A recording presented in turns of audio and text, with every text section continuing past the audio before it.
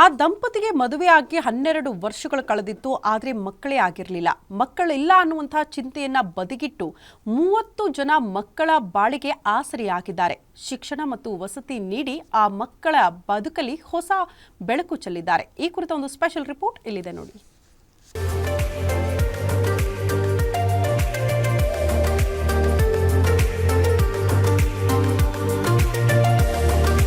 ಉತ್ತಮ ವಾತಾವರಣ, ಮೈದಾನದಲ್ಲಿ ಆಟವಾಡ್ತಾ ಇರೋ ಮಕ್ಕಳು. ಆ ಮಕ್ಕಳನ್ನ ಕಂಡು ತಮ್ಮ 12 ವರ್ಷದ ಮಕ್ಕಳು ಇಲ್ಲದ ಕೊರಗನ್ನ ಬಿಟ್ಟು ಖುಷಿಯಾಗಿ ಆನಂದ ಪಡ್ತಾ ಇರುವ ದಂಪತಿ. ಇವರೇ ನೋಡಿ ಆ ದಂಪತಿ. ಹೆಸರು ರಾಮಣ್ಣ ಮತ್ತು ಶ್ರುತಿ ಅಂತ. ಈ ದಂಪತಿ ವಿವಾಹವಾಗಿ 12 ವರ್ಷಗಳ ಕಳೆದರೂ ಮಕ್ಕಳಾಗಿಲ್ಲ. ಆದರೆ ತಮ್ಮ ಜೀವನವನ್ನ ಬಡ ಮತ್ತು ಅನಾಥ ಮಕ್ಕಳಿಗೆ ಶಿಕ್ಷಣ ನೀಡಲು ಅರ್ಪಿಸಿದ್ದಾರೆ.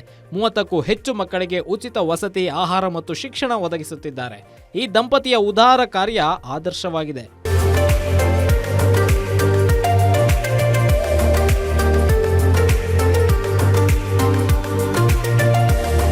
ರಾಯಚೂರು ಜಿಲ್ಲೆಯ ಮಸ್ಕಿ ಪಟ್ಟಣದ ರಾಮಣ್ಣ ಹಾಗೂ ಶ್ರುತಿ ದಂಪತಿಯು ವಿವಾಹವಾಗಿ 12 ವರ್ಷ ಕಳೆದರೂ ಇನ್ನೂ ಮಕ್ಕಳಾಗಿಲ್ಲ. ರಾಮಣ್ಣ ಅವರು ಮಸ್ಕಿ ಪಟ್ಟಣದ ಕಾಲೇಜೊಂದರಲ್ಲಿ ಉಪನ್ಯಾಸಕರಾಗಿ ಕೆಲಸ ಮಾಡ್ತಿದ್ರೆ, ಶ್ರುತಿ ಕಂಪ್ಯೂಟರ್ ಶಿಕ್ಷಕಿಯಾಗಿದ್ದಾರೆ.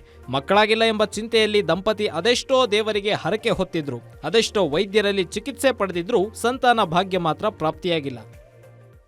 ಈ ಒಂದು ಮಗುನ ನಾವು ಅಡ್ದು ಸಾಕೋಕ್ಕಿಂತ ಹಲವಾರು ನಾವು ಕೋವಿಡ್-19ನಲ್ಲಿ ಕೆಲವು ಸೇವೆ ಮಾಡಿದ್ದೀವಿ ಸರ್.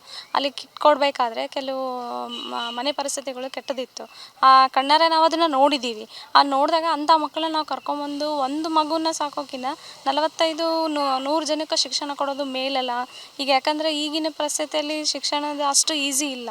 ಅದಕ್ಕೋಸ್ಕರ ನಾವೇನು ಒಬ್ರಿಗಿಬ್ರಿಗೆ ಮಾಡೋಕ್ಕಿಂತ ಎಲ್ಲೋ ಇಷ್ಟು ಮಕ್ಳಿಗೂ ಆದಷ್ಟು ಮಕ್ಕಳಿಗೂ ನಾವು ಸೇವೆ ಮಾಡ್ಬೇಕಂತ ನಾವು ಅಂದ್ಕೊಂಡಿದ್ದೀವಿ ಸರ್. ಮಕ್ಕಳಿಲ್ಲದಿದ್ದರಿಂದ ರಾಮಣ್ಣ ಹಾಗೂ ಶ್ರುತಿ ಸಂಪೂರ್ಣವಾಗಿ ಕುಗ್ಗಿ ಹೋಗಿದ್ರು.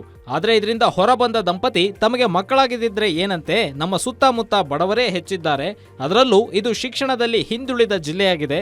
ಹೀಗಾಗಿ ಇಲ್ಲಿನ ಬಡ ಮಕ್ಕಳು, ವಿಶೇಷ ಚೇತನ ಮಕ್ಕಳು, ಅನಾಥ ಮಕ್ಕಳಿಗೆ ಶಿಕ್ಷಣ ಕೊಡಿಸುವ ಶಪಥ ಮಾಡಿದ್ರು.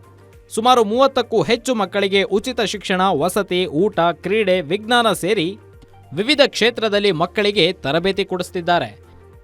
ಮದುವೆಯಾಗಿ ನಮಗೆ 12 ವರ್ಷ ಆಯಿತು, ನಮಗೆ ಮಕ್ಕಳಾಗಿಲ್ಲ. ಹಾಗಾಗಿ ನಮಗೆ ಮಕ್ಕಳಿಲ್ಲದ ಕೊರಗನ್ನು ನೀಗಿಸುವ ಸಲುವಾಗಿ ನಾನು ಮತ್ತು ನನ್ನ ಧರ್ಮಪತ್ನಿ ನಿರ್ಧಾರವನ್ನು ಮಾಡಿ ಕೇವಲ ಒಂದು ಮಗುವಿಗೆ ತೃಪ್ತಿಯನ್ನು ಪಡ್ಕೊಳ್ಳುವ ಬದಲಾಗಿ ನಮ್ಮ ಭಾಗದಲ್ಲಿ ಶಿಕ್ಷಣದಿಂದ ವಂಚಿತ ಮಕ್ಕಳ ಶಿಕ್ಷಣಕ್ಕಾಗಿ ಹಗಲಿರುಳು ದುಡಿಯೋಣ, ನಮ್ಮ ಭಾಗದ ಮಕ್ಕಳು ಶೈಕ್ಷಣಿಕವಾಗಿ ಕ್ರೀಡಾ ಕ್ಷೇತ್ರದಲ್ಲಿ ಸಾಧನೆ ಮಾಡೋಕೆಂಬ ದೃಷ್ಟಿಯಿಂದ ಈ ಒಂದು ಆಶ್ರಮವನ್ನು ಪ್ರಾರಂಭ ಮಾಡಿ ಯಶಸ್ವಿಯಾಗಿ ಮುನ್ನಡೆತಿದ್ದೀವಿ ಸರ್. ಪ್ರಸ್ತುತವಾಗಿ 45 ಮಕ್ಕಳು ಆಶ್ರಮದಲ್ಲಿ ಇರೋದ್ರಿಂದ ಇದರ ಒಂದು ನಿರ್ವಹಣೆಯನ್ನು ನಾವು ಮತ್ತು ನಮ್ಮ ಸ್ವಯಂ ಸೇವಕರು ಸೇರಿಕೊಂಡು ಇದನ್ನು ಮಾಡ್ತಾ ಇದ್ದೀವಿ.